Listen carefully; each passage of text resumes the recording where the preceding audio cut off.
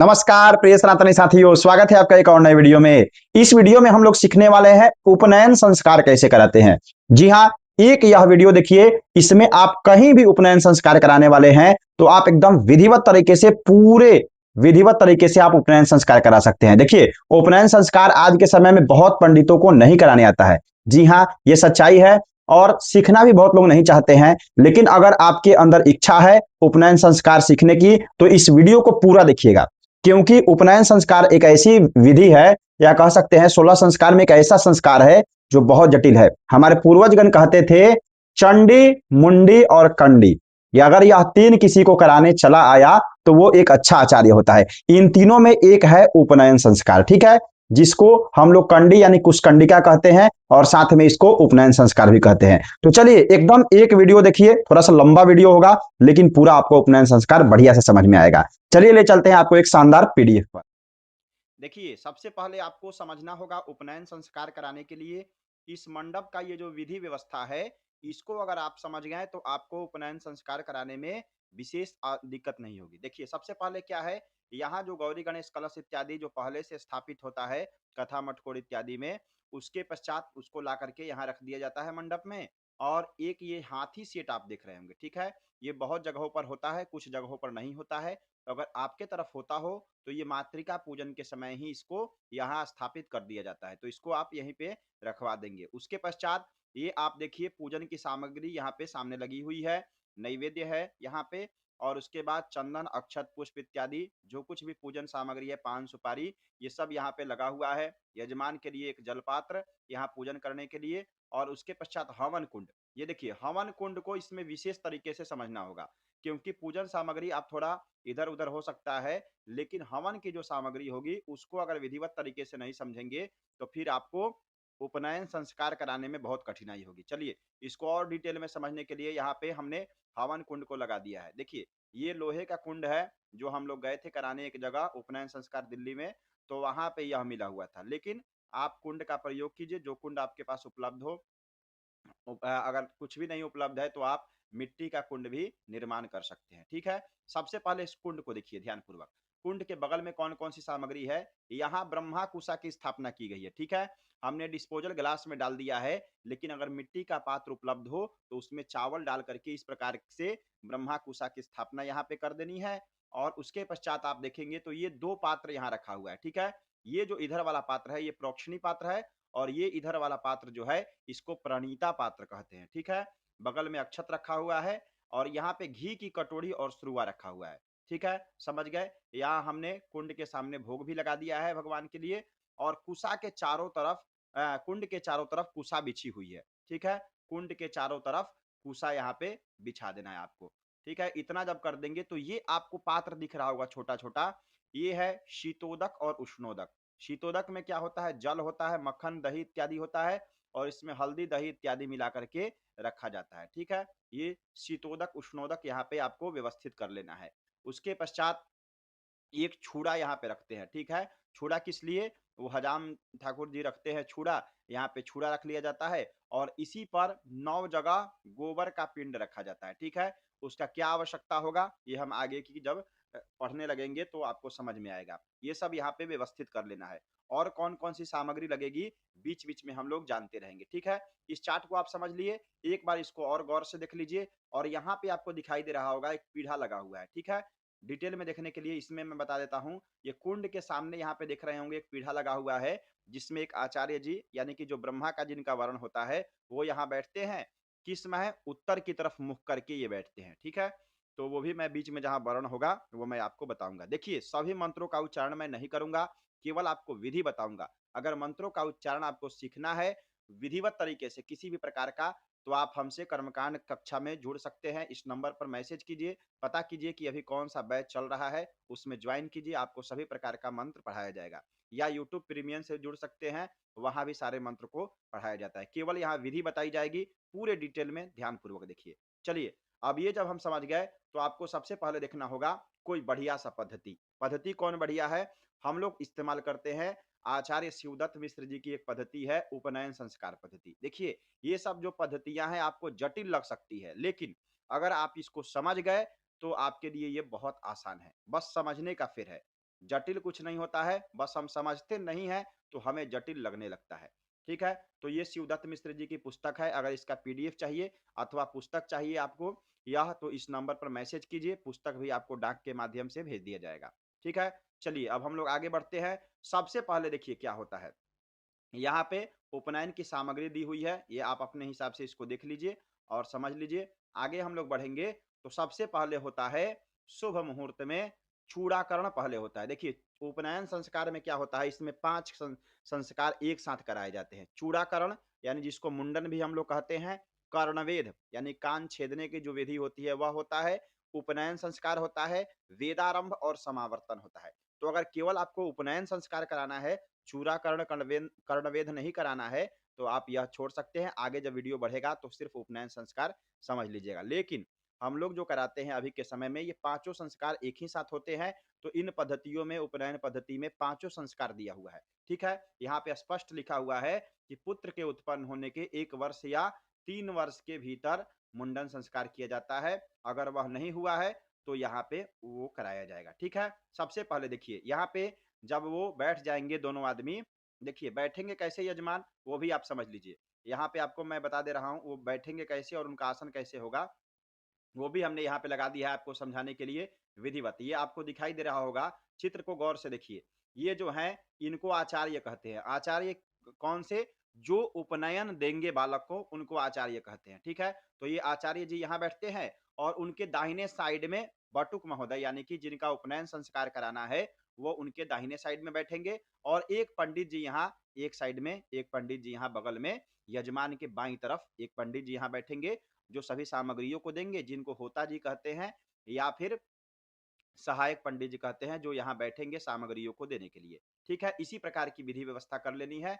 अब समझिए सबसे पहले आपको क्या करना है, सबसे पहले जब बैठेंगे दोनों आदमी तो एक प्रायश्चित यहाँ संकल्प होता है। प्रायश्चित संकल्प किस लिए करते हैं, मान लीजिए कि बहुत से संस्कार नहीं हो पाते हैं बालक के, ठीक है, जैसे गर्भाधान, पुंसवन, सीमांतोन्नयन, ये सब संस्कार नहीं हो पाते हैं, उसकी पूर्ति के लिए यहाँ पे प्रायश्चित संकल्प किया जाता है। ठीक है, क्या करना है, आचार्यो दक्षिण हस्ते जलमादाय, देखिए आचमन प्राणायाम इत्यादि करा देना है। उसके पश्चात रखना है क्या, संकल्प करने के लिए हाथ में पान सुपारी फूल चंदन अक्षत इत्यादि लेकर के, और जो कन्या बटुक के साथ बैठे होंगे आचार्य जी वे संकल्प लेंगे। ठीक है, और बटुक उनका हाथ पकड़ लेंगे और संकल्प में बोलना है आपको ये वाला। देखिए ये पुस्तक जब आप मंगाएंगे तो इस वीडियो को पुनः देखिएगा और वहां टिक लगा लीजिएगा, क्योंकि ये पुस्तक थोड़ा सा जटिल है। आप अगर देख रहे हैं जैसे मैं यहाँ लिख लिया हूँ प्रायश्चित, यहाँ टिक लगा दिया हूँ ताकि समझने में आसानी होती है। तो ये जब पुस्तक आप लेंगे तो इसमें खुद से टिक लगा लेना होगा। कहाँ से लगाएंगे, ऐसे यहाँ से अंडरलाइन कर देंगे, देश कालौ संकीर्तिया गोत्रः शर्माहम, यजमान का गोत्र और उनका नाम शर्माहम रख लेंगे।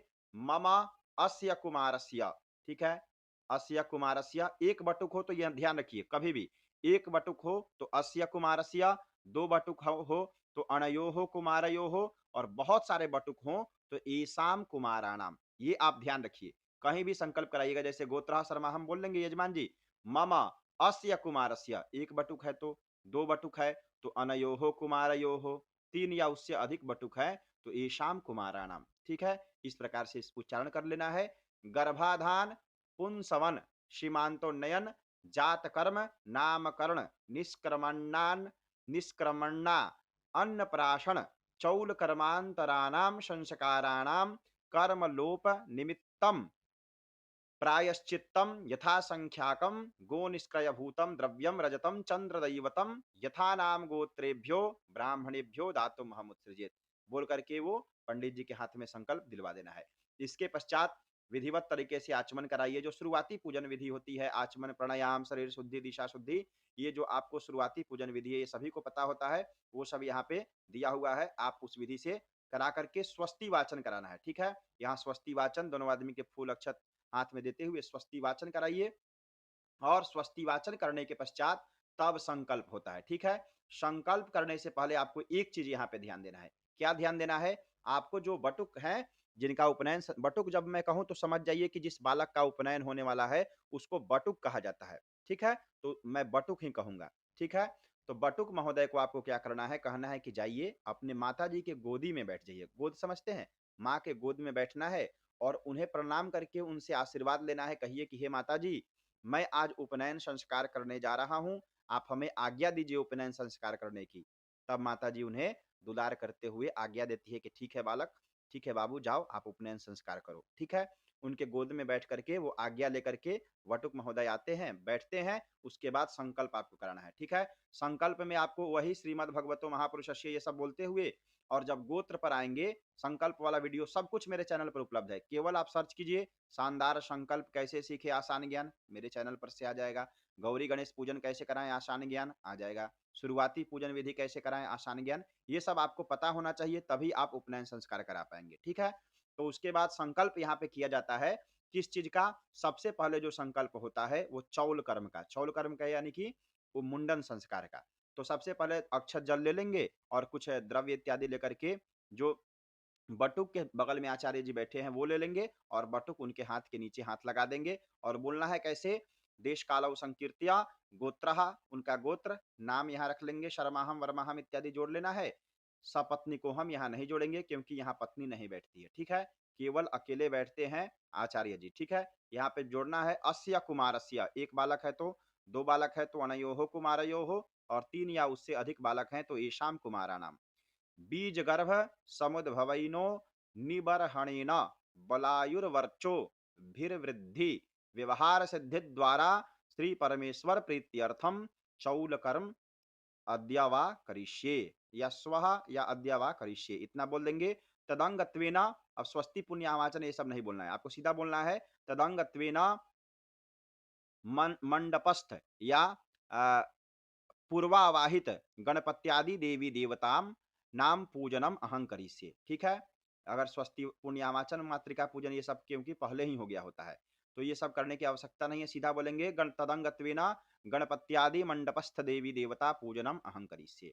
उसके पश्चात आपको पूजन वहां पे मंडप में जो गौरी गणेश कलश इत्यादि है उनका पूजन करा देना है। और पूजन जब हो जाए उसके पश्चात पंचभू संस्कार करना है। पंचभू संस्कार कैसे होता है ये मैं वीडियो पहले भी बना चुका हूं लेकिन फिर भी बता रहा हूं।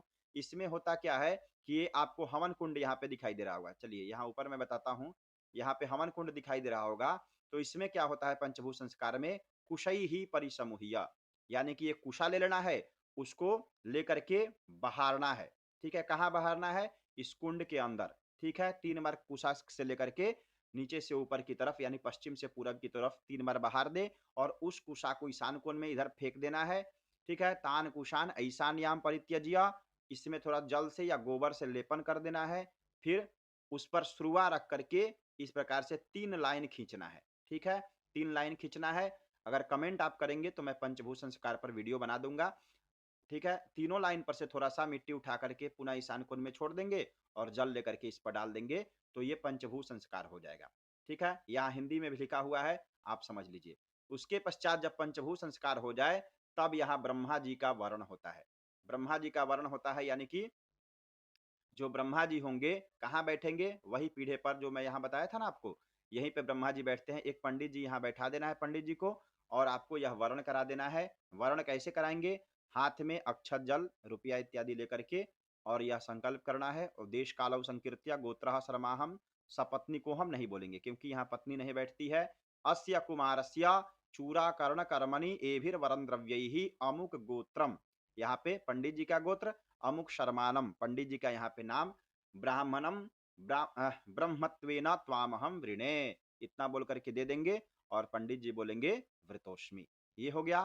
फिर यहाँ पे आचार्य जी का भी यहाँ पे वर्ण करा देना है, यहाँ पे नहीं दिया हुआ है लेकिन सेम वैसे ही होता है। देश कालव संकीर्त्या गोत्रः, अपना यजमान जी गोत्र और नाम ले लेंगे। सपत्नी को हम अस्य कुमारस्य या अनयोहो कुमारयोहो जोड़ लीजिए अपने अनुसार से। चूरा कर्ण कर्मणि, यहाँ पे अगर आचार्य का वर्ण कर रहे हैं तो चारों कर्म का एक ही साथ पांचों कर्म का वर्ण कर देंगे। जैसे अस्य कुमारस्य चूराकर्ण कर्णवेद उपनयन वेदारंभ समावर्तन कर्म कर्मणि एभिर वरम द्रव्यैहि अमुक गोत्रम अमुक शर्माणम ब्राह्मणम आचार्यत्वेन, यहाँ ब्राह्मणत्वेन है, वहां पे जोड़ लेना है आचार्यत्वेन त्वाम हम वृणे, यहाँ आचार्य जी का भी वर्ण आपको करा देना है। ठीक है, इतना करने के पश्चात कुशकंडिका होती है। ठीक है, कुशकंडिका की विधि आपको सीखनी होगी जो मैं आगे वीडियो डालूंगा। थोड़ा सा मोटा मोटी मैं आपको बता देता हूं। अग्निर दक्षिणतः शुद्धासनम दत्वा, यानी कि अग्नि के दक्षिण साइड में यहाँ ब्रह्मा के लिए शुद्ध आसन दे देना है। ठीक है। अग्निर उत्तरतः प्रणीतासन द्वयम, यानी कि ये प्रणीता प्रोक्षणी दोनों को यहाँ पे रख देना है। उसके पश्चात ब्रह्मासने ब्रह्मोपवेशनम, यहाँ ब्रह्मा जी के लिए आसन और यहाँ पे ब्रह्मा जी को बैठा देना है। ठीक है। उसके पश्चात यावत कर्म समाप्तये तावत त्वं ब्रह्मा भव, यह बोल देंगे और उधर से वो बोलेंगे ब्रह्मा जी भवामी। ठीक है। प्रणीता पात्रम पुरतः कृत्वा, ये जो प्रणीता पात्र है इसमें जल डाल देना है। उसके पश्चात यहाँ पे लिखा हुआ है वारिना परिपूर्य, यानी जल से उसको भर दीजिए। कुशैराच्छाद्य, इसके ऊपर से एक एक कुशा डाल देना है। ठीक है। उसके पश्चात यहाँ पे लिखा हुआ है प्रथम आसने निधाय, पहले आसन पर यहाँ पे रख देना है। ब्रह्मणो मुख अवलोक्य, ब्रह्मा जी का यहाँ पे जो बैठे हुए हैं ब्रह्मा जी, उनका चेहरा यानी मुख का अवलोकन कर लेना है। उसके पश्चात द्वितीय आसने निधाय, दूसरे आसन पर दूसरा आसन दे देना है। ठीक है। कुशई ही परिस्तरणम कुरियात, कुशा को बिछाना है। कैसे, सिंपल में समझिए, यहाँ पे दिया हुआ है आग्नेयादि ईशान पर्यंतम, यानी कि अग्नि कोण से ईशान कोण पर, फिर यहाँ से यहाँ तक, फिर यहाँ से यहाँ तक और फिर यहाँ से यहाँ तक, चारों तरफ कुशा बिछा देंगे। एक कुशा अग्नि से ब्रह्मा के बीच में यहाँ पे आपको डाल देना है। ठीक है। इतना जब कर देंगे उसके पश्चात त्रय कुशाहा, तीन कुशा रखना है। पवित्रार्थम कुशद्वयम, जो कुशकंडिका की विधि होती है उसके लिए। ठीक है। प्रोक्षणी पात्रम, प्रोक्षणी पात्र रखना है, यहाँ पे प्रोक्षणी पात्र ये है। ठीक है। उसके पश्चात आज्यस थाली, आज्यस थाली यानी कि घी की कटोरी होती है। ठीक है। सब कुछ यहाँ हिंदी में दिया हुआ है, ये देख करके आपको पढ़ लेना है। वीडियो बहुत लंबा चौड़ा हो जाएगा, आप कमेंट करेंगे तो मैं कुशकंडिका के ऊपर वीडियो डाल दूंगा। आप लोग अगर प्रयास करें तो प्रीमियम वाला सेक्शन लीजिएगा, उसमें ये सब वीडियो आएगी। कुशकंडिका इत्यादि जो सूक्ष्म विधि है वो सब प्रीमियम सेक्शन में ही आएगा। बाकी यह वीडियो आप लोग ध्यान पूर्वक देखिए, आपको समझ में आ जाएगा। ठीक है। इतना ये सब पढ़ लीजिए कौन कौन सी सामग्री यहाँ पे लगेगी। ठंडा जल, गरम जल, मक्खन, घी, दही, 12 अंगुल की शाही की कांटी, ये सब यहाँ पे लिखा हुआ है। इसको अध्ययन कर लीजिए, पढ़ लीजिए, इतनी सामग्री लगेगी। उसके पश्चात अब हम लोग विधि की तरफ आगे बढ़ते हैं। कुशकंडिका जब संपन्न हो जाए उसके पश्चात पूजन प्रारंभ होता है, यानी कि सबसे पहले हवन प्रारंभ होता है। किसी भी कार्य की शुरुआत हम हवन से करते हैं। अग्नि स्थापना कब होगी, पंचभूत संस्कार के जस्ट बाद आप अग्नि स्थापना कर देंगे। उसके पश्चात आहुति देते हैं, जैसे स्वाहा करेंगे ना, प्रजापतये स्वाहा, तो स्वाहा में अग्नि में डालेंगे अंदर में, और न मम में यहाँ से जब घी बचेगा तो यहाँ पे डाल देना है, इस पात्र में। ठीक है। इस पात्र में नहीं डालना है, इसमें डालना है। ठीक है। तो यहाँ स्वाहा बोलते हुए यहाँ से लेकर के और त्वन्नो अग्नि इत्यादि बोलते हुए स्वाहा आपको कहाँ तक करा देना है, यहाँ प्रजापतये स्वाहा इदम प्रजापतये नमः, अग्नये स्विष्ट कृतये स्वाहा इदम अग्नये स्विष्ट कृतये नमः, यहाँ तक आपको हवन विधिवत तरीके से करा देना है स्वाहा बोल करके। उसके पश्चात होता है संस्रव प्राशनम। संस्रव प्राशन क्या होता है, जो इसमें जो आप घी गिराए हुए हैं इसका जल थोड़ा सा लेकर के और जो बटुक है उनको पान करा देना है। ठीक है। फिर वो बटुक को आचमन करा दीजिए, यानी कि थोड़ा सा जल पिला देना है। पवित्राभ्याम प्रणीतोदकेन, यानी कि प्रणीता पात्र से थोड़ा सा जल निकाल करके यहाँ से और छिड़कना है, किसके ऊपर, बटुक के ऊपर छिड़कते हुए सौमित्रियान आप ओखदयः संतु, इस मंत्र को बोल देना है। ठीक है। इतना करने के पश्चात अब लिखा हुआ है यहाँ पे अग्नौ पवित्र प्रतिपति ही, यानी कि इस मंत्र से अग्नि में ये सब डालना है, लेकिन अभी ये सब नहीं करना है। केवल आप शरीर पर जल छिड़कवा दीजिए प्रणीता पात्र का। अब पूर्ण पात्र का दान होता है। यहाँ पे एक ढक्कन में या किसी मिट्टी के पात्र में बहुत सारा चावल डाल करके उसमें कुछ पैसा रख करके एक ब्राह्मण जो बैठे होते हैं, यहाँ पे मैं बताया था ना अभी आपको, ब्रह्मा जी के लिए जो ब्राह्मण बैठे हुए हैं उनको संकल्प करके देना होता है। तो अद्या कृतस्य यहाँ से लेकर के और यहाँ गोत्र इत्यादि रख करके ब्राह्मण जी का, ब्रह्मा जी का वर्ण यहाँ पे करके आपको उनको प्रदान कर देना है। ठीक है। इतना कर देंगे तो हो जाएगा। उसके पश्चात जब हम लोग आगे बढ़ेंगे तब आप यहाँ पे आपको देखना है मुंडन संस्कार अब प्रारंभ होता है। इस पर बहुत ध्यान से आपको देखना है, क्योंकि यह अगर आप नहीं समझेंगे तो फिर नहीं करा पाएंगे मुंडन संस्कार। सबसे पहले क्या होता है, एकस्मिन् पात्रे शीतोदकम उष्णोदकम च गृहीत्वा। अब आपको ये सब संस्कृत नहीं बोलने लगना है, केवल मंत्र बोलना है, इसलिए मैं यहाँ टिक लगा दिया हूँ। आप भी पुस्तक लेंगे तो यहाँ टिक लगा लीजिएगा, यहाँ से मंत्र स्टार्ट होता है। इस मंत्र से क्या करना है, उष्णेन वाय उदकेन हियादिते केशान वप, इस मंत्र से क्या करना है, शीत शीत उष्णोदकम चैकत्र कुरियात, यानी कि जो शीतोदक उष्णोदक होता है उसको एक साथ कर लेना है। यानी कि ये देखिए, ये शीतोदक है, ये शीतोदक है और ये उष्णोदक है, इन दोनों को मिला लेना है। इस मंत्र से इन दोनों को मिला लेना है। अब क्या करना है, देखिए सबका यहाँ लिखा हुआ है अर्थ। इसके बाद एक पात्र में शीत और गर्म जल लेकर के इस मंत्र से का उच्चारण करते हुए एक साथ मिला लेवे और उसी जल में मक्खन अथवा घी या दही को की पिंड वहां छोड़ देना है। ठीक है, जो पहले से ही रखा होता है तो छोड़ देना है। उसके बाद पुनः उस जल से सविता प्रसूता इस मंत्र से बालक के सिर के दाहिने केश को भिगावे। अब जो यह मंत्र है, सवित्रा प्रसूता दैव्या आप उन्दन्तु ते तनुम दीर्घायुत्वाय वर्चसे, इस मंत्र से क्या करना है, दक्षिण भाग के केश का सिंचन करना है। अब कौन सा केश का सिंचन करना है यह भी हम लोग समझते हैं। चलिए, उसके लिए हमने चित्र यहाँ पे लगा दिया है आपको समझाने के लिए। आपको ये दिखाई दे रहा होगा, इस केस का आप 3 भाग करेंगे। ठीक है, जैसे मान लीजिए यहाँ पे 2 लाइन करेंगे आप तो ये केस 3 भाग हो जाएगा।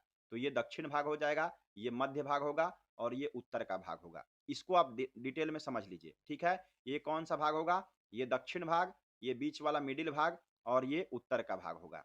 ठीक है, जब दक्षिण भाग कहा जाए तो यानी कि इस साइड का दाहिने तरफ के केस को बढ़िया से भिगाना है। उसी शीतोदक उष्णोदक जल से भिगाते हुए यह मंत्र सविता प्रसूता यह मंत्र आपको बोल देना है। ठीक है, इतना करने के पश्चात अब लिखा हुआ है, इसके बाद शाही के कांटे से बालक के मस्तक के केशों को अलग करे। ठीक है, अलग करने का क्या है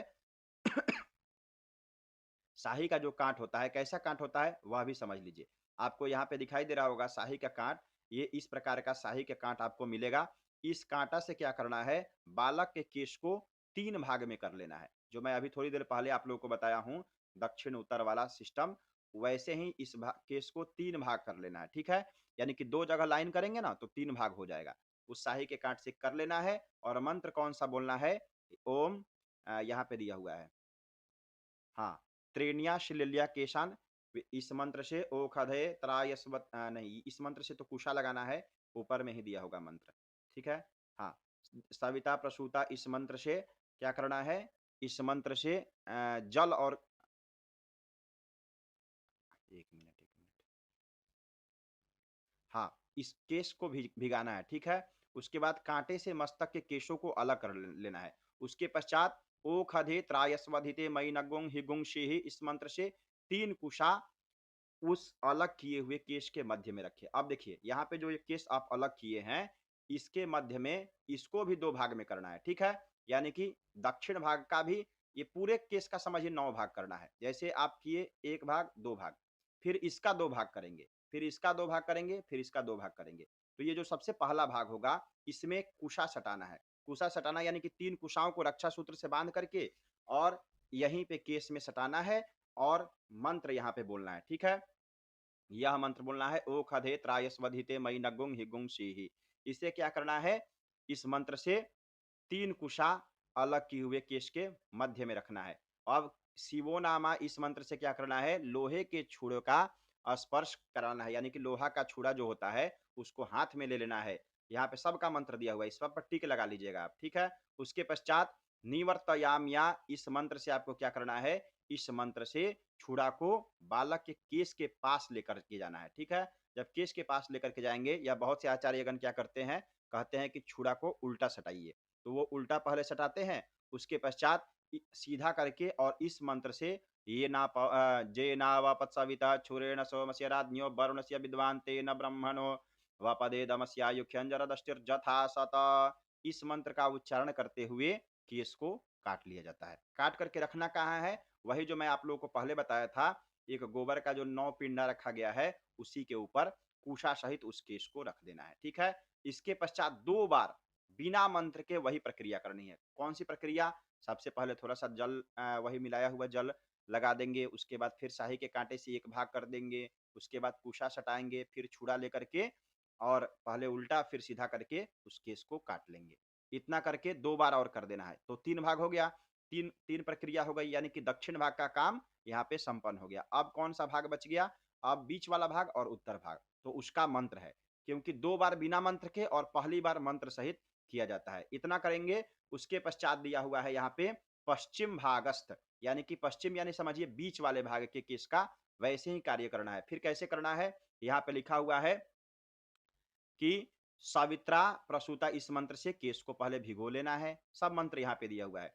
त्रेण्या शलल्या यह बोलते हुए शाही के कांटे के द्वारा बाल को अलग करना है। अब बाल को कैसे अलग करना है? अब बीच में एक भाग कर दीजिए, तो ये भाग दो भाग हो गया, ठीक है। अब इसमें दो भाग और कर दीजिए, समझ गए। इसमें जो इधर की भाग है इसमें भी दो भाग और कर दीजिए, तो ये तीन भाग में विभाजित हो जाएगा। फिर शाही के कांट को वहीं रख दीजिए। उसके बाद ओ खधे त्रायस्वधिते इस मंत्र का उच्चारण करते हुए कुशा को वहां स्पर्श कराना है, ठीक है। कुशा को लेकर के केस में स्पर्श कराइए और शिवो नाम आशीस्व अधितिस्ते लेकर करके छुड़ा को उठाना है, ठीक है। छुड़े को हाथ में लेना है और निवर्तयाम या इस मंत्र को का उच्चारण करते हुए जो छुड़ा है उसे केस के पास लेकर के जाना है, ठीक है।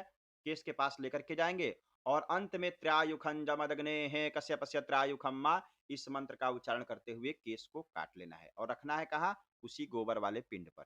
इतना कर देंगे तो आपका दूसरा वाला भाग का कार्य हो जाएगा। उसके पश्चात क्या करना है? फिर दो बार बिना मंत्र के बीच वाले भाग का उसी प्रकार से प्रक्रिया, केस को भिगाइए, शाही के कांट से अलग कीजिए, फिर कुशा को लेकर के तीन तीन कुशा का गांठ बना लीजिएगा। याद रखिए 9 गांठ बनाना है, 3 कुशा लेना है छोटा छोटा और अच्छा सूत्र में बांध दीजिए।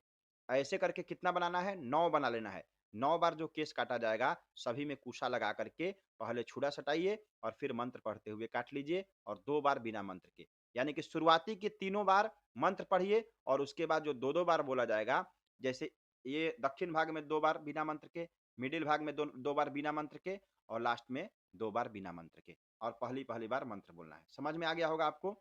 नहीं समझ में आया फिर एक बार दो बार इस वीडियो को देखिए, आपको समझ में आएगा। क्योंकि उपनयन संस्कार देखिए, उपनयन संस्कार कोई छोटा संस्कार नहीं है, ये बहुत बड़ा संस्कार है और इसको समझने में आपको समय लगेगा, तो इसको बढ़िया तरीके से आपको समझना होगा।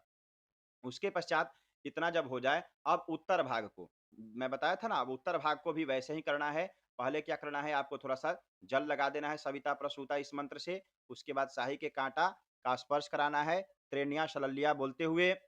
उसके बाद ओ खदे त्रायस्वधिते यह बोलते हुए क्या करना है? कुशा का स्पर्श कराना है।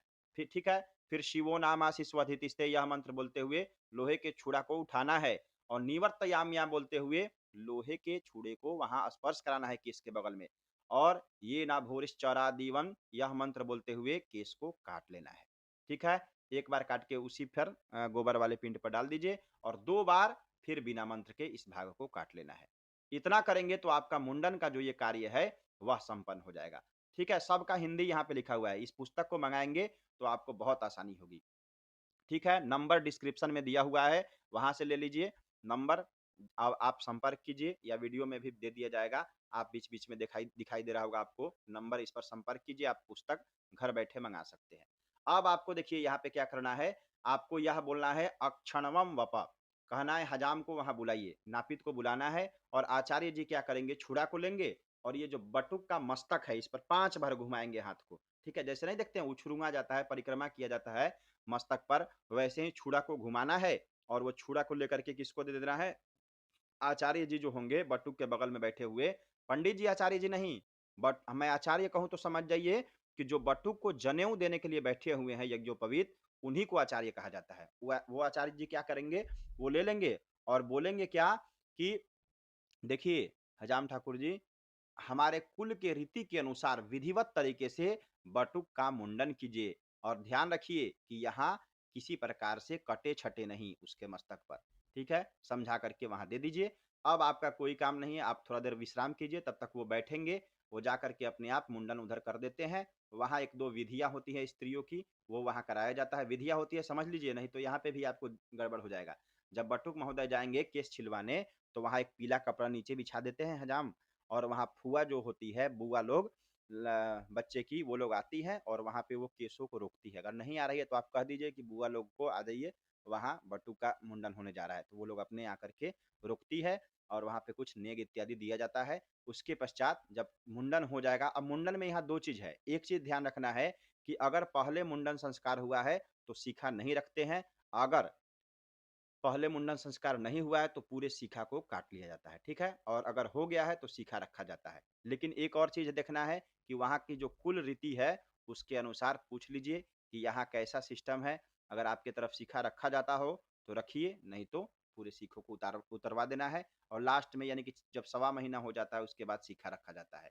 जब स्नान कर लेंगे बटुक महोदय तो उनके कमर में लंगोटी की तरह जो पहनते हैं ना, वैसे पहना देना। जैसे आपको यहाँ पे मैं दिखाता हूँ, कैसे पहनाना है, जब वो स्नान करके आ जाए बटुक महोदय, तब आपको क्या करना है, ये देखिए ये खड़े हैं, इस प्रकार से इनको पहना दीजिए। ठीक है, कपड़ा पहना दीजिए लंगोटी की टाइप का, यहाँ इनके कमर में बांध दीजिए। ठीक है, और उसके पश्चात ये आपको दिखाई दे रहा होगा, ये सब अभी मुजी मिखला ये सब नहीं पहनाना है, केवल कमर में एक लंगोटी होगा और ऊपर से ये बटुक का जो भेष होगा, इस प्रकार से इनको तैयार कर देना है। ठीक है, इतना कर देंगे। उसके पश्चात अब देखिए, अब क्या करना है, अब आगे जब बढ़ेंगे तो स्नान जब हो जाता है, उसके पश्चात यह संकल्प इत्यादि दिया हुआ है, ये सब अभी करने की आवश्यकता नहीं है, सीधा आगे बढ़िए। आगे जब बढ़ेंगे तो यहाँ पे लापड़ का कार्यक्रम होता है, लेकिन लापड़ वाला कार्यक्रम आप कर्णवेद के बाद कीजिए। लापड़ मैं समझाऊंगा आपको क्या होता है, पहले कर्णवेद समझिए। कर्णवेद में कुछ नहीं करना है, हाथ में अक्षत जल ले लेंगे आचार्य जी, और संकल्प ये करेंगे, देश काल संकीर्त्या गोत्र शर्मा, हम अपना नाम रख लेंगे, अस्या कुमारस्य आयुर भिवृद्धि व्यवहार सिद्धि द्वारा श्री परमेश्वर प्रीत्यर्थम कर्णवेधम करिष्ये, इतना बोल देंगे। अब इसके पश्चात क्या करना है, अब थोड़ा सा चीनी या कोई भी मिठाई मंगा लीजिए और मंगा करके बटुक के सामने रख दीजिए। ये जो बटुक महोदय बैठे हुए हैं, एक मिनट में बताता हूँ आपको, ये जो बैठे हुए हैं इनके सामने चीनी या कोई भी मिठाई डाल दीजिए, और ये क्या करेंगे, बोलना है कि आप यहीं पे देखिए, यानी कि इस पर देखना है, आपको ध्यान रखना है, इसी मिठाई के ऊपर आपका ध्यान होना चाहिए।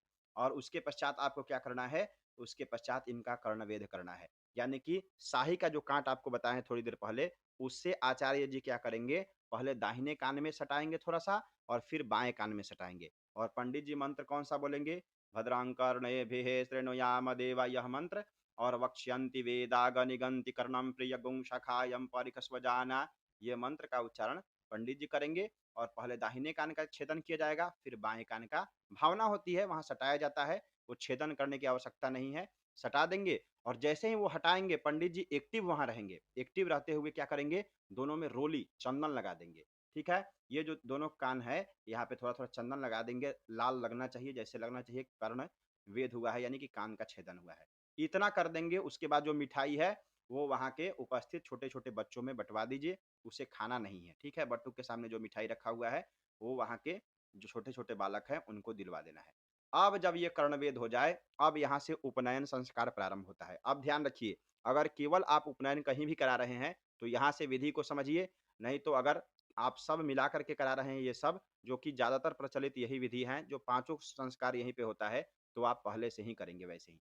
अब उपनयन में क्या होता है, उपनयन में पुनः संकल्प दिया जाता है, आचार्य जी को संकल्प देना है, देश कालौ संकीर्त्या, बटुक उनका हाथ पकड़ेंगे, अमुक गोत्रः शर्माहम अस्य कुमारस्य, एक बटुक हो तो ये, दो बटुक हो तो अनयोः कुमारयोः, बहुत सारे बटुक हो तो येषाम कुमाराणाम द्विजत्व सिद्धि वेदाध्ययन अधिकारार्थम स्वः या अद्यवा करिष्यमानोपनयन वेदारंभ समावर्तन कर्मम अहं करिष्ये, इतना बोल देंगे। तदंगत्वेना गणपत्यादि मंडपस्थ देवी देवता पूजनम अहं करिष्ये, इतना लंबा चौड़ा बोलने की आवश्यकता नहीं है, सीधा बोलिए अहं करिष्ये तदंगत्वेना गणपत्यादि मंडपस्थ देवी देवता पूजनम अहं करिष्ये।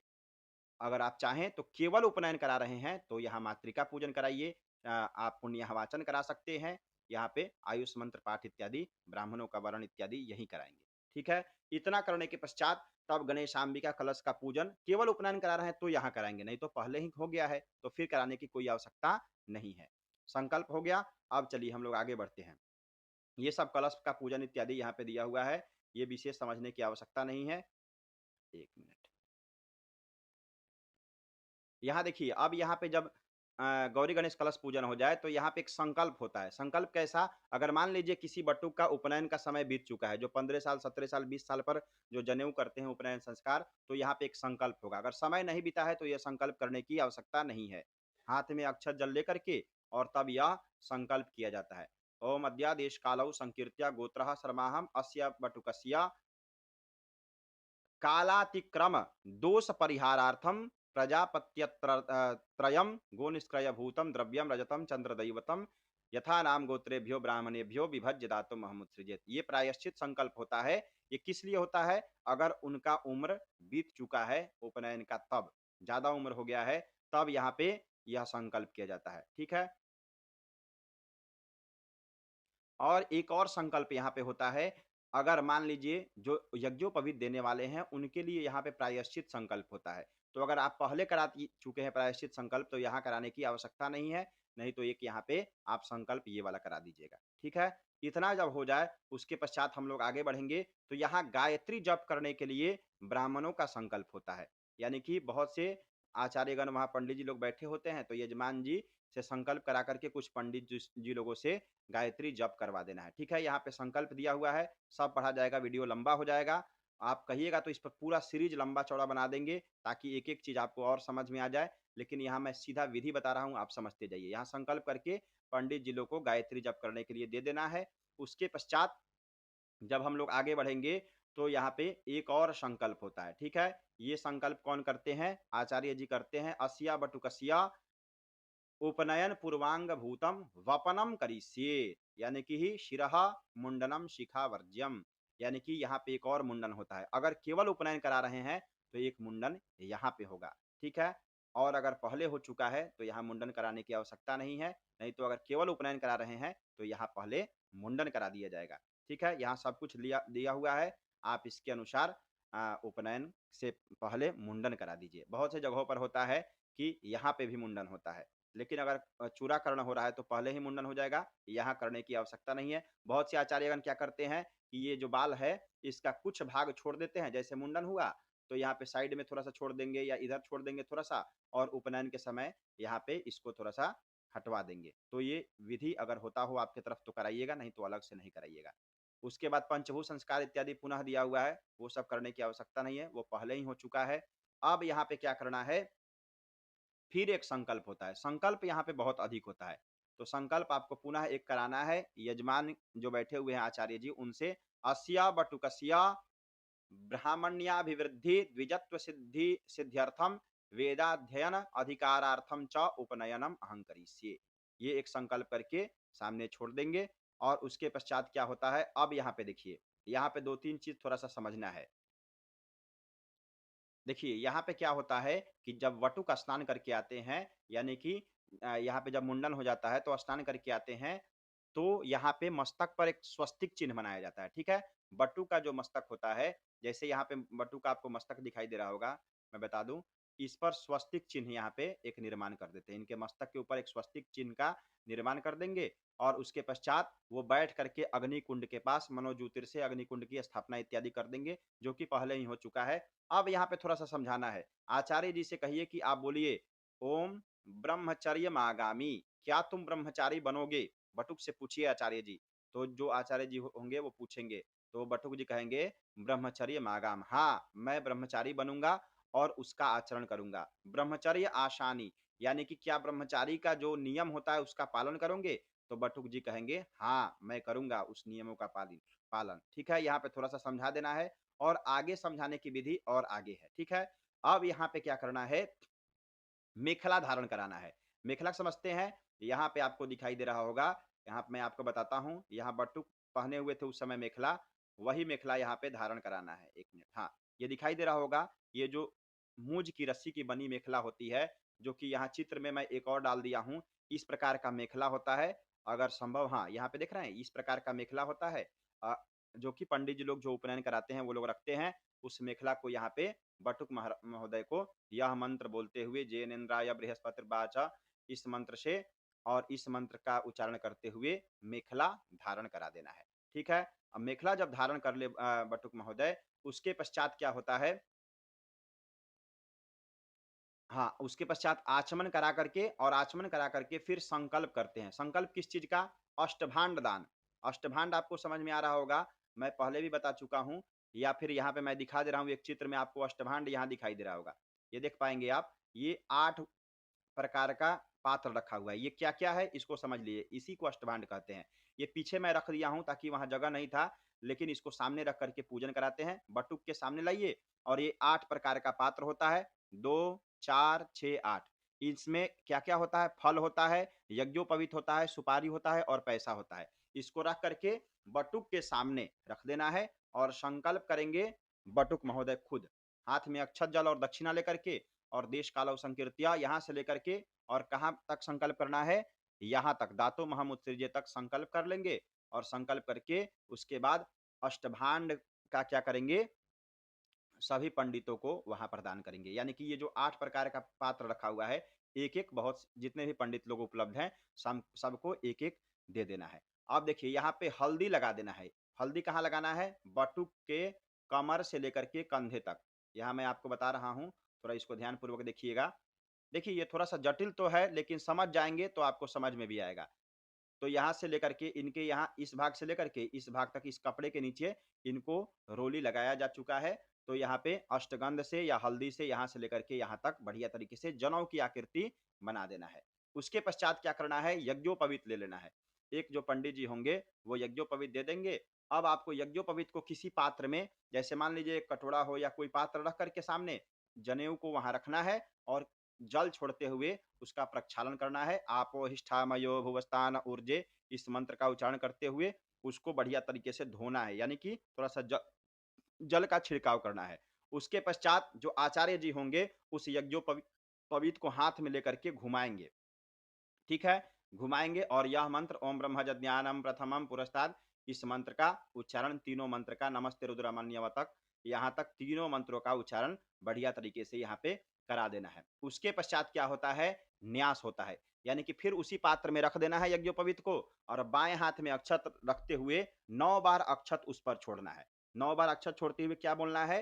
पहली बार अक्षत छोड़ेंगे तो बोलेंगे ओम कारम प्रथम तंतौ न्यासामि, ओम अग्नि द्वितीय तंतौ न्यासामि, इस प्रकार से बोलते हुए 9 बार छोड़ना है उसी यज्ञोपवीत के ऊपर। इतना करने के पश्चात अब पुनः यज्ञोपवीत को उठा करके सूर्य भगवान को दिखाना है। ठीक है, ये कौन करेंगे? ये आचार्य जी ही करेंगे। यज्ञोपवीत को उठा करके और हाथ में लगा करके सूर्य भगवान को दिखा देना है। इतना करने के पश्चात अब हम लोग आगे बढ़ेंगे तो यज्ञोपवीत का विनियोग होता है, यानी कि जल ले लेंगे आचार्य महोदय और बोलेंगे ओम यज्ञोपवीतमसि त्यस्या परमेष्ठे ऋषि त्रिष्टुप छंद लिंगोक्ता देवता नित्य नैमित्तिक कर्मानुष्ठान फल सिद्ध्यर्थे यज्ञोपवीत धारणे विनियोग। कहाँ छोड़ेंगे? यज्ञोपवीत जनेऊ के ऊपर छोड़ लेना है। अब यहाँ पे यज्ञोपवीत धारण, यहाँ पे धारण करने की एक और विधि है कि 5 लोगों को बुलाया जाता है। अब मैं 5 लोगों को आपको यहाँ दिखाता हूँ। शायद मैं चित्र यहाँ पे लगाया हूँ या नहीं लगा हुआ है, नहीं लगा हुआ है। ठीक है, यानी कि मैं आपको सिंपल में समझा रहा हूँ। जैसे ये बटुक बैठे हुए हैं तो इनको यज्ञोपवीत देना है, तो 5 लोग आएंगे, उस यज्ञोपवीत को पकड़ेंगे और यज्ञोपवीत को क्या करना है? कलश स्पर्श करा करके बटुक के मस्तक के पास ले जाइए, फिर कलश पर ले जाइए, फिर मस्तक पर, ऐसे 5 बार करना है और उसके पश्चात यज्ञोपवीत को पहना देना है। यहाँ पर आप यजमान से कह सकते हैं कि यज्ञोपवीत धारण करने के लिए कुछ दक्षिणा पंडित जी को यहाँ दीजिए, तो वो दे देते हैं और तब आपको यहाँ यज्ञोपवीत धारण करवाना है। ओम यज्ञोपवीतम परमं पवित्रम प्रजापतेर्यत् सहजम पुरस्तात् आयुष्यमग्र्यं प्रतिमुंच शुभ्रम यज्ञोपवीतम बलमस्तु तेजः। यहाँ पे इस मंत्र के द्वारा यज्ञोपवीत धारण करा देना है। जब यज्ञोपवीत धारण कर ले उसके बाद मृगचर्म धारण करा दीजिए और पलाश का दंड धारण करा दीजिए। मृगचर्म यानी कि पतला मृगचर्म आता है उसको धारण करा देना चाहिए और पलाश का दंड जो होता है वह भी धारण बटुक महोदय को करा देना है। ठीक है, पलाश का दंड इस प्रकार का होगा, दोनों हाथ में प्रदान कर दीजिए और इसमें आपको ये पतला वाला दिखाई दे रहा होगा, यही मृगचर्म है। ठीक है, ये मृगचर्म भी आप बटुक महोदय को धारण करा दीजिए। यहीं पे ये दोनों धारण करा देना चाहिए। सबका मंत्र यहाँ पे दिया हुआ है, टिक लगाया हुआ है। आप लोग पुस्तक लेंगे तो उसमें देख करके बढ़िया से टिक लगा लीजिएगा। तो चलिए अब हम लोग आगे बढ़ते हैं। इसके पश्चात क्या करना है कि अंजुलि में क्या है कि आचार्य जी जल देते हैं। ठीक है, बटुक महोदय को जल देते हैं और वो जल लेकर के बटुक महोदय अपने शरीर के ऊपर उछालते हैं। उस समय आपो हिष्ठा मयो भुवस्तान ऊर्जे, इस मंत्र का उच्चारण कर लेना है। ठीक है, और जल लेकर के वो शरीर पर अपने छोड़ लेंगे। इसके पश्चात का क्या करना है? जब ये हो जाए तो सूर्य की तरफ, यानी कि आचार्य जी बटुक को कहते हैं कि आप सूर्य की तरफ देखिए और सूर्य भगवान को प्रणाम कीजिए। तो वो खड़े होकर के सूर्य भगवान को प्रणाम कर लेते हैं और यह मंत्र का उच्चारण आपको कर देना है। उसके पश्चात अब बटुक महोदय के शरीर के ऊपर कंधे पर हाथ ले जाते हुए, जैसे मान लीजिए ये आचार्य जी हैं, ठीक है, ये अपना दाहिना हाथ लेकर के पीछे से आएंगे और बटुक महोदय के हृदय पर रखेंगे। हृदय पर रखते हुए तब पंडित जी को आपको यह वचन बोलना है, मम व्रते ते हृदयं ददामि, मम चित्तम अनुचित्तम ते अस्तु, मम वाचमेका मनाजुखस्व, बृहस्पतिष्ट्वा नियुनक्तु मह्यम। ये सब आपको उच्चारण कर देना है। अब यहाँ पे फिर आचार्य जी पूछेंगे कि पूछिए वटुक महोदय से, आप समझाइए थोड़ा सा, वहां पे कहिए कि वटुक महोदय से पूछिए आचार्य जी, को नाम आश्मी, क्या नाम है आपका? तो वो फटाक से अपना नाम बता देंगे। तो नहीं, नाम ऐसे बताना है, जैसे मान लीजिए सूरज नाम है, तो बोलिए श्री सूरज शर्माहम भो, यानी कि हे आचार्य जी मेरा नाम श्री सूरज शर्माहम भो। फिर पूछेंगे कस्य ब्रह्मचारी अस्ति, यानी किसके ब्रह्मचारी हो? तो कुमार यानी कि बटुक जी कहेंगे भवतः, आपका ब्रह्मचारी हूँ। फिर बोलेंगे ब्रह्मचार्यस्याग्नि चार्यस्तवाह माचार्यः, ठीक है, श्री अमुक शर्मणः। इतना जब वो बोल देंगे, उसके पश्चात ये हो गया। अब यहाँ पे चल करके दिशाओं का ज्ञान कराना है, बोलना है कि दिशाएं, दिशाओं को प्रणाम करो। सबसे पहले पूर्व दिशा को प्रणाम करो, तो आपको यह बोलना है प्रजापते त्वा परिदधामि, तो पूर्व दिशा को प्रणाम करेंगे। फिर दक्षिण दिशा को प्रणाम करेंगे, उसके पश्चात पश्चिम दिशा को, फिर उत्तर दिशा को, फिर ऊपर और फिर नीचे, ठीक है। यानी कि 4 दिशाएं ऊपर और नीचे प्रणाम करा देना है। और उसके पश्चात ब्रह्मा का वर्ण, फिर चारों कर्म में 4 ब्रह्मा होते हैं, मैं बताया था आपको। फिर यहाँ पे वर्ण करा करके और उसी हवन कुंड के सामने दूसरे पंडित जी को बैठाना है, और यहीं यहीं पे इस आसन पर, और फिर आपको यह संकल्प करा करके ब्रह्मा जी के लिए वहां पे वरण दे देना है। और वरण के पश्चात तब यहाँ पुनः हवन किया जाता है, ठीक है। एक मिनट, हाँ, फिर यहाँ से प्रजापतये स्वाहा से हवन स्टार्ट करेंगे, उसी प्रकार से हवन करना है।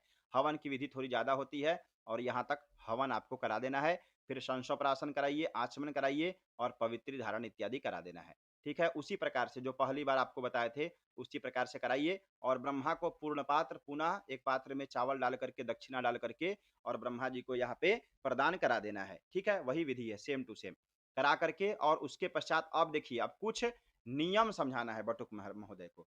यहाँ पे संस्कृत में दिया हुआ है, लेकिन मैं आपको हिंदी में समझा रहा हूँ। आप वहां थोड़ा सा भूमिका बनाइए। देखिए बटुक महोदय, ये उपनयन संस्कार क्या होता है? उपनयन का अर्थ होता है उप, यानी कि आचार्य के समीप शिक्षा के लिए जाना, इसी को हम लोग उपनयन कहते हैं। आप यहाँ आचार्य जी के बगल में बैठे हुए हैं, आप उपनयन संस्कार कर रहे हैं, यज्ञोपवीत धारण कर चुके हैं। अब कुछ नियम होते हैं ब्रह्मचारी के, हम लोग सुनते हैं आजकल सोशल मीडिया पर बहुत ज्यादा फेमस है, ब्रह्मचारी जी या ब्रह्मचारी का पालन करो। तो यहाँ ब्रह्मचारी के कुछ नियम होते हैं। तो क्या नियम होते हैं? तो आचार्य जी आपको कह रहे हैं कि तुम ब्रह्मचारी हो, तो आप कहिए हाँ मैं ब्रह्मचारी हूँ, ठीक है। फिर आचार्य जी कह रहे हैं कि आचमन करना। आचमन करने का अर्थ होता है किसी भी पूजन पाठ में, घर में किसी प्रकार का मांगलिक कार्य हो, पूजन पाठ हो, तो उसमें तुम्हें आचमन करना है। तो बोलिए हाँ मैं करूंगा आचमन। फिर आचार्य जी कर रहे हैं स्नान आदि कर्म नित्य रूप से करना, डेली स्नान करना है। ऐसा नहीं है कि ठंडा लग रहा है तो स्नान नहीं करना है। तबीयत अगर खराब ना हो, स्वास्थ्य अगर सही हो, तो आपको नित्य स्नान करना है। तो बोलिए हाँ करेंगे। फिर आचार्य जी कह रहे हैं दिन में नहीं सोना है, विद्यार्थियों को दिन में नहीं सोना चाहिए। तो आप कहिए नहीं सोऊंगा। फिर समझाइए आप। आचार्य जी बोल रहे हैं वेद और शास्त्र का अध्ययन करना। देखिए आधुनिक विषय तो आजकल बहुत है, Hindi, English, math, physics, science, chemistry, लेकिन साथ में धर्म और शास्त्रों का भी समय समय पर अध्ययन करना। तो वो बोलेंगे हाँ अध्ययन करूंगा। हवन से लकड़ी लाना, यानी कि घर में पूजन पाठ, हवन यज्ञ पूजन अनुष्ठान हो, तो उसमें संकोच नहीं करना है, उसमें भी जुड़ाव रखना है, उससे भागना नहीं है कि नहीं ये सब पहले की सिस्टम है, मैं इससे नहीं जुड़ूंगा, ऐसा नहीं है। उसमें भी आपको जुड़ करके रहना है, ठीक है, हवन पूजन पाठ से। तो बोलिए हाँ करूंगा।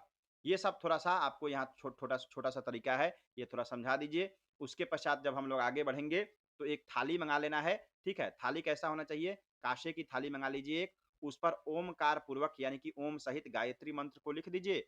और गायत्री मंत्र लिखने के पश्चात संकल्प यहाँ से बोल करके, और यहाँ तक संकल्प बोल करके, और उसी थाली के ऊपर गायत्री, सरस्वती और सावित्री, तीनों लोगों का विधिवत तरीके से पूजन करा देना है, ठीक है। यहाँ पे आवाहन इत्यादि सब कुछ दिया है। एक बार अक्षर छोड़ेंगे, 3 सुपारी रख दीजिए, ठीक है। 4 सुपारी रख सकते हैं, गुरु गुरु का भी यहाँ पूजन होता है। 4 सुपारी उसी थाली में रख दीजिए, और चारों पर गायत्री जी का, फिर यहाँ पे सावित्री और सरस्वती और गुरु यानी कि बृहस्पति भगवान, चारों आदमी का यहाँ पे पूजन उसी थाली के ऊपर आपको करा देना है, ठीक है। उसके पश्चात अब यहाँ पे आचार्य जी कौन? जो बटुक के बगल में बैठे हुए हैं, वो गायत्री का उपदेश करते हैं। गायत्री का उपदेश कैसे करते हैं? जैसे मान लीजिए ये बटुक महोदय बैठे हुए हैं, यहाँ पे आपको दिखाई दे रहा होगा, ये बैठे हुए हैं, अब आचार्य जी क्या करेंगे, इनका सर ढक देंगे कपड़ा से। जैसे आप लोग मंत्र दीक्षा नहीं देखते हैं, वैसे ही यहाँ पे गायत्री मंत्र दिया जाता है।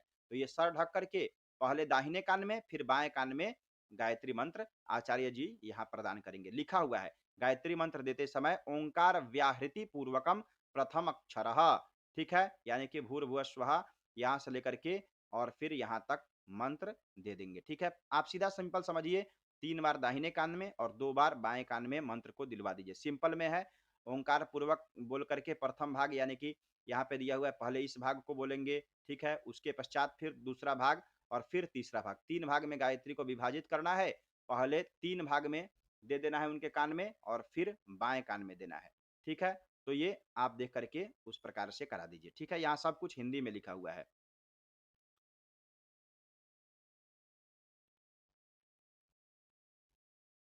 हाँ, उसके पश्चात जब गायत्री उपदेश हो जाए, तब आपको क्या करना है, गोबर के कंडे से हवन कराना है। अब हवन कैसे कराना है, यह समझिए। ये बटुक जो महोदय हैं, ये उठ करके कहाँ बैठने चले आएंगे। अब आइए मैं आपको यहाँ पे बता रहा हूँ, दूसरे बटुक को है, ये देख रहे हैं, यहाँ पे आकर के बैठ जाएंगे हवन कुंड के सामने।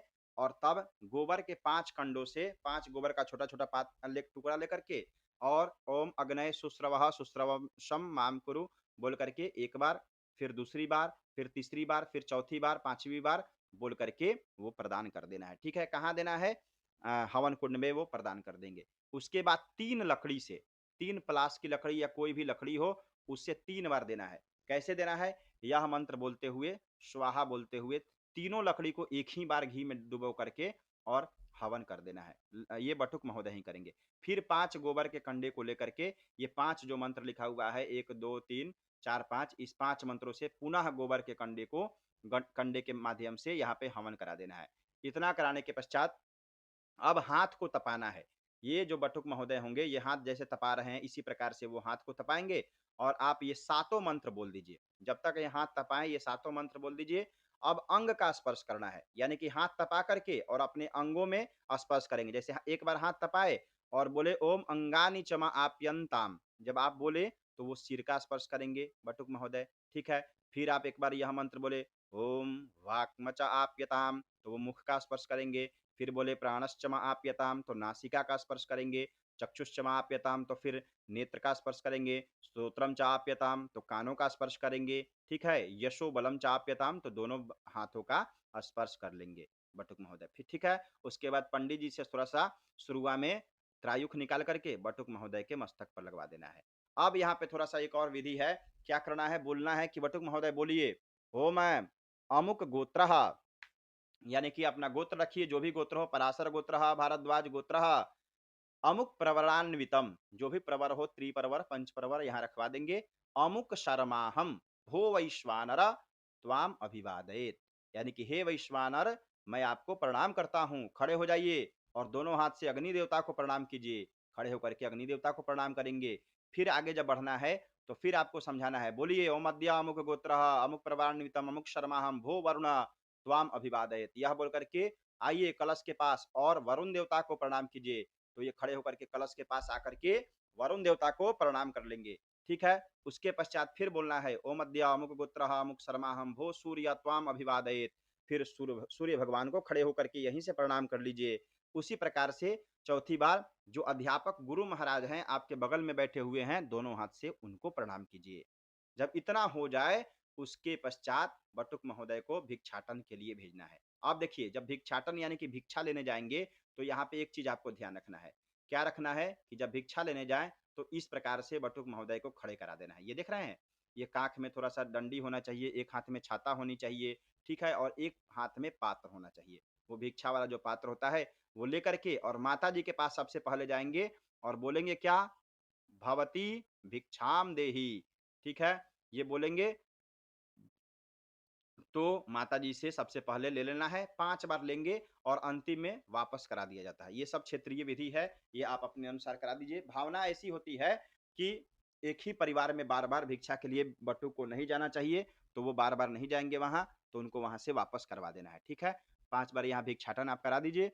भिक्षा लेकर के आएँगे तो एक झोली बना के रखिए, उसी में रखवा दीजिए। ठीक है? भिक्षा लेकर के जब बटुक महोदय आ जाएँ और बैठ जाएँ आसन पर, तो थोड़ा-सा और समझाइए। यहाँ ब्रह्मचारियों का कुछ नियम होता है, पुनः समझाइए, ये सब हिंदी में लिखा हुआ है। देखिए, उपनयन संस्कार जो होता है, इसको केवल समझा करके आप आनंदित कर सकते हैं। जी हाँ, उपनयन संस्कार को आप केवल बढ़िया से समझा दें, उसी में आपका उपनयन संस्कार जम जाएगा। कैसे समझाना है? यहाँ पे समझाइए बटुक महोदय। देखिए, अब ब्रह्मचारी का कठोर नियम आपको समझना पड़ेगा। भूमि पर शयन करना होगा।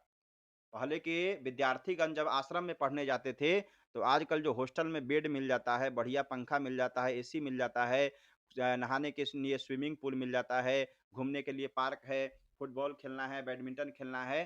पहले के गुरुकुल में भूमि पर सोना पड़ता था, कबड्डी खेलना पड़ता था जिससे शरीर मजबूत होता था, कुश्ती लड़ना पड़ता था, व्यायाम करना पड़ता था, कष्ट झेलना पड़ता था। जब आप कष्ट झेलेंगे, शरीर में कष्ट होगी, तब आपके शरीर और मन मस्तिष्क का विकास होगा। सुविधाओं में विकास नहीं हो पाता है। ठीक है, तो अगर समय मिले कभी ऐसा परिस्थिति आ जाए, तो भूमि पर भी आपको शयन करना चाहिए। ठीक है, खारी चाट मसाले चाउमीन पिज्जा बर्गर ये सब कम खाना है। दंड और मृग चर्म समय समय पर धारण करना है। जंगल से लकड़ियां लानी है, घर में पूजन पाठ हो तो। उसके पश्चात सायंकालीन और सुबह जब सूर्य भगवान उग रहे हों, उस समय नहीं देखना है उनको। गुरु की सेवा करनी है, यानी कि जो आपके आचार्य जी हैं, इनकी सेवा करनी है और इनका बात मानना है। हर गृहस्थ से 2 बार भिक्षा ग्रहण करनी है। यानी कि पहले के समय में ऐसा होता था, लेकिन अगर किसी से कुछ मांगना हो आवश्यकता की वस्तु, तो संकोच नहीं करना है। मद्य मांस का सेवन यानी कि शराब, दारू, मांस, मछली इत्यादि का सेवन नहीं करना चाहिए विद्यार्थियों को। जल को नदी में उछाल करके नहीं स्नान करना चाहिए। रुई, गद्दे इत्यादि की ज्यादा कंफर्टेबल बेड पर शयन नहीं करना चाहिए। अत्यधिक स्त्रियों के बीच में नहीं बैठना चाहिए। झूठी बात ज्यादा नहीं करनी चाहिए। कम झूठ बोलने का प्रयास करना चाहिए। एक बार जो वस्त्र पहन लीजिए लिए उसको बिना धुले दोबारा नहीं पहनना चाहिए। धर्मशास्त्र का अध्ययन करना चाहिए। और भी बहुत सारे विद्यार्थियों के नियम होते हैं, उसको ध्यान रखना है। ठीक है, यहाँ पे आप कुछ अपने से समझा सकते हैं। यहाँ जो दिया हुआ है उसके साथ साथ आप समझा सकते हैं कि देखिए, विद्यार्थियों को ज्यादा फैशन में नहीं रहना चाहिए। पढ़ाई पर विशेष ध्यान देनी चाहिए। कहा गया है, काक चेष्टा बको ध्यानम श्वान निद्रा तथैव च अल्पहार गृह त्यागे विद्यार्थी पंच लक्षणम। कौवे की तरह चेष्टा रखना चाहिए, बकुला की तरह ध्यान होना चाहिए, श्वान यानी कि कुत्ते की तरह शयन शक्ति होनी चाहिए, बहुत जल्दी जग जाना चाहिए, अत्यधिक नहीं सोना चाहिए। श्वान निद्रा थैवच अल्पहारी, बहुत कम भोजन करना चाहिए। हुमचा करके दबा करके खा लिए और जम करके सो गए तो वो विद्यार्थी बहुत नहीं पढ़ पाएगा। गृह त्यागी, घर से ज्यादा लगाव पढ़ने के समय नहीं होना चाहिए। ऐसा नहीं है कि किसी विद्यालय में रह रहे हैं, अब मुझे घर जाना है, अब मेरा यहाँ मन नहीं लग रहा है, मैं घर पर ही रहूंगा। ऐसी विचार भावना नहीं होनी चाहिए। थोड़ा ये सब थोड़ा सा बढ़िया से समझा देंगे, तो उपनयन संस्कार और विधिवत तरीके से हो जाएगा। देखिए, अगर यहाँ तक आप वीडियो देख चुके हैं, तो सबसे पहले लाइक कीजिए वीडियो को। इसलिए लाइक कीजिए क्योंकि बहुत मेहनत से वीडियो तैयार किया जाता है। और एक प्यारा सा कमेंट लिखिए कि आप उपनयन संस्कार अभी तक कराए हैं कि नहीं कराए हैं, कहाँ से आप यह वीडियो देख रहे हैं और आपको यह वीडियो कैसा लग रहा है। ठीक है, चलिए अब हम लोग आगे बढ़ते हैं। जब ये हो जाए उसके पश्चात उपनयन संस्कार समाप्त हो जाता है। अब होता है यहाँ पे वेदारंभ। वेदारंभ का अर्थ समझते हैं? वेद का अध्ययन आरंभ करना। यहाँ पे पुनः आपको संकल्प, ये वाला संकल्प बोल करके संकल्प करा देना है। यहाँ तक संकल्प कराइएगा, ये वाला संकल्प इसमें नहीं जोड़िएगा। पंचभूत संस्कार इत्यादि केवल यहाँ तक संकल्प कहाँ से स्टार्ट करेंगे? देश काल संकीर्त्य से स्टार्ट करेंगे और यहाँ तक संकल्प बोलेंगे। संकल्प बोलिए, उसके बाद पुनः ब्रह्मा जी का वर्ण कीजिए उसी प्रकार से जो ब्रह्मा जी यहाँ पीढ़े पर बैठे रहेंगे। तीसरे ब्रह्मा जी, एक दो ब्रह्मा जी का हो गया, तीसरे ब्रह्मा जी का यहाँ पे वर्ण करा देना है जो इस पीढ़े पर बैठेंगे। और वर्ण करा करके पुनः यहाँ पे हवन यहाँ पे दिया हुआ है। हवन आप विधिवत तरीके से हवन का मंत्र, अगर आप कमेंट करेंगे तो हवन का मंत्र मैं पढ़ा दूंगा। हवन का मंत्र कराइए, हवन कराइए, उसके पश्चात संसोपराशन करा करके और फिर ब्रह्मा जी को पूर्ण पात्र प्रदान करा दीजिए। अब आपको क्या करना है? पार्टी पर मंत्र लिखना है। पार्टी पर मंत्र कैसे लिखेंगे आइए मैं बताता हूँ। यहाँ पे आपको दिखाई देगा, हाँ यहाँ पे देखिएगा, ये एक पंडित जी बैठे हुए हैं। इनको मैं चित्र खींचने के लिए बैठा दिया था। इस प्रकार की पार्टी होती है। ठीक है, इस पर गायत्री मंत्र लिखा हुआ होता है जो आपको लिखना होगा और हाथ रख रख करके ब्रह्मचारी से पूजन करा करके तब उस पर पढ़वाना होता है। एक संकल्प कराएंगे, किससे? बटुक से संकल्प यहाँ कराना है। संकल्प करा करके और उस पार्टी के ऊपर पूजन कराना है। किसका किसका? वेद का। ठीक है, यहाँ पे वेद का पूजन कराना है, गणेश जी का पूजन कराना है, सरस्वती जी का, विष्णु जी का, सब कोई का पूजन उसी पार्टी के ऊपर 5 सुपारी रख करके लक्ष्मी जी लोगों का पूजन करा दीजिए और करा करके मनोज्योति इत्यादि से पूजन कराइए और मंत्र जो लिखा हुआ है उसको पढ़वाइए। किससे पढ़वाएंगे? बटुक महोदय से। बटुक को आप अपने से उच्चारण करके बोलिए, उनको भी बोलना है कि आप बोलिए हमारे साथ साथ 3 बार 5 बार गायत्री मंत्र यहाँ पे पढ़ा देना है आपको। ठीक है। उसके पश्चात यहाँ पे इखेत इखेत वोर जेतवा इत्यादि बोल करके ये वेद मंत्र है, इस वेद मंत्र का आपको यहाँ पे पाठ कर देना चाहिए। उसके पश्चात क्या होता है, ब्राह्मणों के भोजन के लिए यहाँ पे संकल्प किया जाता है। अभी कीजिए या लास्ट में कीजिए, दोनों एक ही बात है। ठीक है। इतना करेंगे तो ये आपका वेदारंभ संस्कार संपन्न हो जाएगा। समावर्तन संस्कार में क्या होता है, देखिए उपनयन में 3 बार स्नान करने का नियम है। सबसे पहले जो शुरुआती में होता है उस समय, फिर ऐसे तो नियम है 4 बार, लेकिन 3 बार मुख्यतः नियम है। जो शुरुआती में मुंडन हुआ उस समय, उसके बाद समावर्तन संस्कार के समय यहाँ पे स्नान करने की विधि है। तो यहाँ पे क्या करना है, बटुक को कहिए कि आचार्य जी को प्रणाम कीजिए और कहिए भो गुरु अहम स्नानस्ये, यानी कि हे गुरु महाराज अब मैं स्नान करना चाहता हूँ।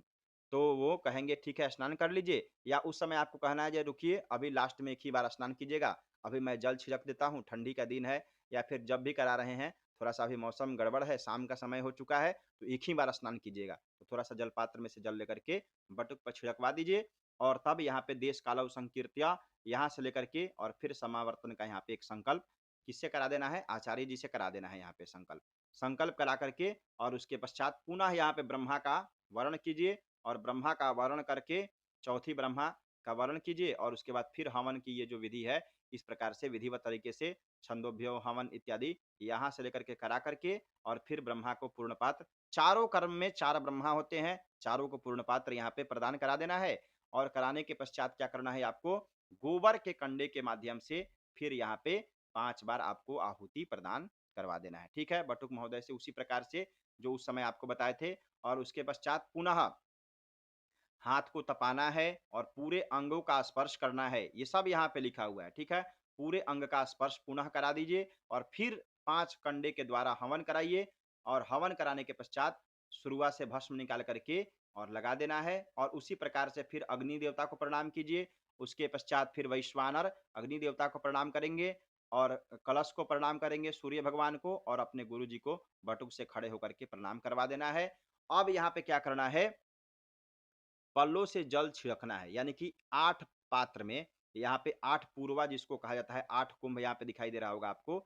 8 कुंभ में या 8 डिस्पोजल गिलास में जल लेकर के आठों में आम का पल्लो लगा दीजिए और आपको यह मंत्र बोलते हुए क्या करना है, उस जल को उठा करके बटुक महोदय अपने शरीर पर छिड़केंगे। एक एक पल्लो उठाएंगे और अपने शरीर पर जल को छिड़केंगे और यह आप मंत्र बोल दीजिए। ठीक है। ये मंत्र जब बोल देंगे, देख रहे हैं सब पर सब जगह यहाँ पे मंत्र दिया हुआ है। इतना करने के पश्चात मेखला को यहाँ पे निकाल देना है। कहाँ से निकालना है, कौन सा मेखला होता है, वही जो उस समय मूज की रस्सी वाली धारण करने को मैं बताया था, वही मेखला को निकलवा देना है। ठीक है। यहाँ पे भी आपको दिखाई दे रहा होगा, ये बटुक महोदय जो पहने हैं इसको निकलवा देना है। मेखला और मृगचर्म जो पहने हुए हैं उसको यहाँ पे निकलवा देना है और उसके पश्चात क्या करना है, स्नान। स्नान के लिए वहां पे पहले दही तिल खिला देना है और खिला करके सूर्य को प्रणाम करके तब स्नान करने के लिए जाएंगे।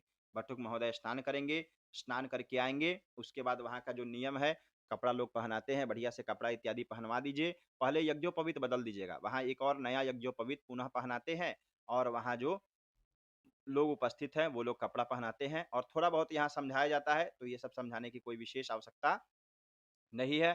स्विष्टकृत हवन इत्यादि करा करके और उसके पश्चात पगड़ी देख रहे हैं, यहाँ सब कुछ पहनने का मंत्र, आंख में काजल लगाने का मंत्र सब दिया हुआ है, लेकिन ये सब होता नहीं है। वो लोग पहले से ही कर लेते हैं, अपने से पहना उहना कर रेडी रखते हैं। बस आपको क्या करना है, थोड़ा बहुत लास्ट में समझा देना है और उसके पश्चात यहाँ पे दक्षिणा इत्यादि का संकल्प कराइए। दक्षिणा का संकल्प करा करके आशीर्वाद अंत में दिया जाता है। आशीर्वाद से पहले क्या करना है, एक चीज यहाँ पे लास्ट विधि है, इस प्रकार से बट्टू को खड़े करा दीजिए। और देखिए यहाँ पे ये लोकचारिकता विधि है, ये सभी जगह नहीं होता है लेकिन होता है बहुत जगहों पर। तो इसमें क्या किया जाता है कि बटुक को चारों दिशाओं में खड़ा करा करके कुछ कहावत कही जाती है। कैसी कहावत, बटुक को सबसे पहले पश्चिम दिशा की तरफ घुमाइए, पूछिए बटुक महोदय कहाँ जा रहे हैं, तो वो बोलेंगे कि हम जा रहे हैं काशी। तो किस लिए जा रहे हैं काशी, तो अध्ययन करने, पढ़ने। तो यहीं पे रहिए, बहुत सारा विद्यालय खुल चुका है, माता पिता किसी अच्छे विद्यालय में आपका एडमिशन करा देंगे, वहाँ पढ़िएगा। ठीक है, अब चलिए दक्षिण दिशा की तरफ घूम जाइए। तो दक्षिण की तरफ घूमेंगे तो हाँ पंडित जी अब क्या करना है? तो पंडित जी कहेंगे किस दिशा में जा रहे हैं? तो दक्षिण में। किस लिए जा रहे हैं? तो हिंद महासागर में स्नान करने जा रहे हैं। तो यहीं रहिए, माता-पिता की सेवा कीजिए, आपको स्नान का फल मिलेगा। ठीक है? उसके बाद उत्तर की तरफ मुख कराना है बटुक महोदय का, बोलना है उत्तर में क्यों जा रहे हैं? तो हिमालय पर्वत पर तपस्या करने। तो विद्यार्थियों का तप स्थली उसकी विद्या भवन होती है। जहाँ आप विद्यालय में रहेंगे वहीं पढ़िए, तपस्या कीजिए, उसी से आपको पुण्य फल की प्राप्ति होगी। अब पूरब की तरफ घुमाना है, यहाँ इधर कहाँ जा रहे हैं? तो विवाह करने जा रहे हैं। तो यहीं रहिए, अपने किसी रिलेशन में आपके माता-पिता समय होने पर विवाह करा देंगे या मामी जी लोग उपलब्ध है, यहाँ किसी से विवाह आपका हो जाएगा। ये थोड़ा हँसी-मज़ाक के लिए समझा दीजिए, इतना कर देंगे, उसके पश्चात अगर स्वीकृत कराइए और सभी को खड़े करा कर के पहले विसर्जन करा दीजिए वहाँ पे, अंजुलि प्रदान कर दीजिए। अंजुलि समझते हैं? बटुक के हाथ में थोड़ा-सा चावल डाल दिया जाता है और सभी को अक्षत दे दीजिए और खड़े होकर के कहिए कि सभी को ये आशीर्वाद देंगे और आप यह मंत्र बोल दीजिए, ओम मा दीर्घायुस्त ओखधे खनिता जसमयी चतवा खनाम्यहम अथो त्वं दीर्घायुर्भूत्वा शतबलशाब्बीरो हतात। ठीक है, इतना बोल देंगे। उसके पश्चात सभी को अक्षत छिड़ा करके आशीर्वाद दे देंगे और उसके पश्चात यहाँ इमली घोटाई का रस्म होता है जो मामा जी आकर के करते हैं। इतना कर देंगे तो आपका उपनयन संस्कार विधिवत तरीके से संपूर्ण हो जाएगा। यही उपनयन संस्कार की विधि है। बहुत से लोग कमेंट कर रहे थे तो ये वीडियो हमने तैयार कर दिया है। उम्मीद है यह वीडियो आपको पसंद आया होगा। ये देखिए आपके सामने एक स्कैनर आ रहा होगा। अगर आपको ये वीडियो अच्छा लगा, आप कुछ सीखे, तो आप अगर चाहें तो दक्षिणा डाल सकते हैं, ये आपके ऊपर है। या फिर आप इस नंबर पर संपर्क कीजिए, किसी प्रकार के कोर्स से जुड़ना हो या अगर आप हमसे जुड़ना चाहते हैं, किसी प्रकार की सहायता लेना चाहते हैं तो आप इस नंबर पर मैसेज कर सकते हैं व्हाट्सएप पे। चलिए इस वीडियो में इतना ही। उम्मीद है यह वीडियो आपके लिए फ़ायदेमंद होगा। एक प्यारा सा कमेंट कीजिए और अगर आपको संपूर्ण मंत्र पढ़ना है इसका, तो आप हमारे प्रीमियम सेक्शन से ज्वाइन कर सकते हैं। वहाँ आपको संपूर्ण मंत्र पढ़ाया जा रहा है, डेली पढ़ाया जा रहा है। ठीक है? इतना प्रेम और धैर्य से संपूर्ण वीडियो को देखने के लिए आपका बहुत-बहुत धन्यवाद। हर हर महादेव, जय माता दी।